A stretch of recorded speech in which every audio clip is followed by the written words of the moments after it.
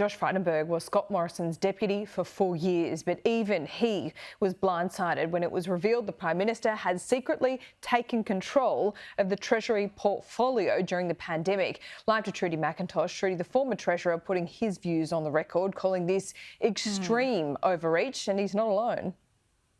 No, Simon Birmingham, a leading Liberal moderate on Sky News last hour, agreeing with Josh Frydenberg that what we saw from Scott Morrison to take control in secret of 5 portfolios amounted to overreach. The former Treasurer, no longer in politics, but he's been keeping quiet really about this ministry scandal for the last few months. That changed overnight in front of the 9 newspapers with these comments scathing of what Scott Morrison had done. He didn't know until it was revealed by Anthony Albanese earlier this year that Scott Morrison had secretly assumed control of the Treasury portfolio alongside 4 others. Now, Josh Frydenberg on the record has recounted a conversation that he had with Mr Morrison after this was revealed publicly. He says initially Mr Morrison didn't apologise. Josh Frydenberg also says that he put to Mr Morrison, "You wouldn't do this again, would you?" And the former Prime Minister said that yes, he would. This was the real quote, though, that is making a lot of attention here in Canberra. This is the Treasurer, former Treasurer. He says, "I don't think there was any reason for Scott to take on the additional Treasury portfolio.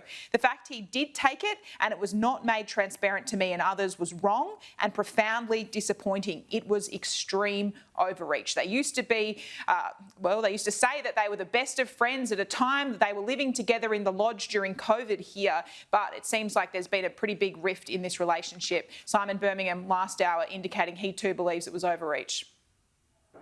So I think the concern about why it is that other departments were ensnared in similar decisions is not clear as to what that is, and without clarity around the reasons why, it would appear to be overreach, yes. Yeah, curiously, Trudy, when Josh Frydenberg was asked, do you still regard Scott Morrison a friend? The answer was yes. So that's interesting.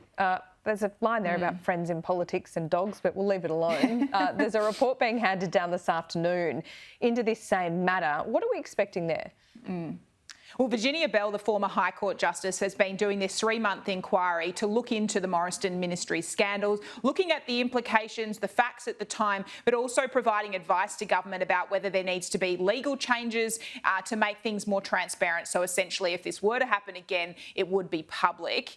But in terms of, it was worth reminding people before we wait for this report to be handed down likely this afternoon, exactly what Scott Morrison assumed control of. We can show you the portfolios here. It initially started with health and finance, but in 2021, Scott Morrison added Treasury, Home Affairs, and then the Industry and Resources portfolio. It's in that portfolio Mr Morrison did actually use this power as a co-minister to overturn Keith Pitt when it came to this controversial PEP 11 decision.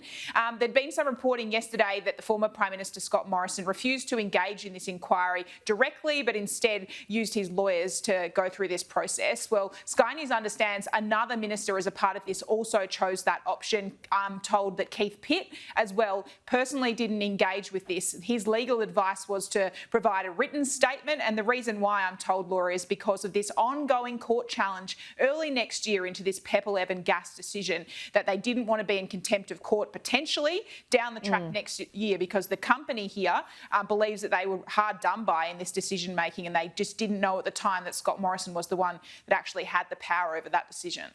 Yeah, and remember Scott Morrison did that long media conference trying to explain that PEP 11 decision. He said he was trying to save the northern beaches and that surfers and swimmers on the northern beaches would be happy with that. Well, I wonder what his current party think about gas being such a threat to beaches along the east coast. But anyway, I'll just leave that as a comment, Truth. So I'll speak to you soon.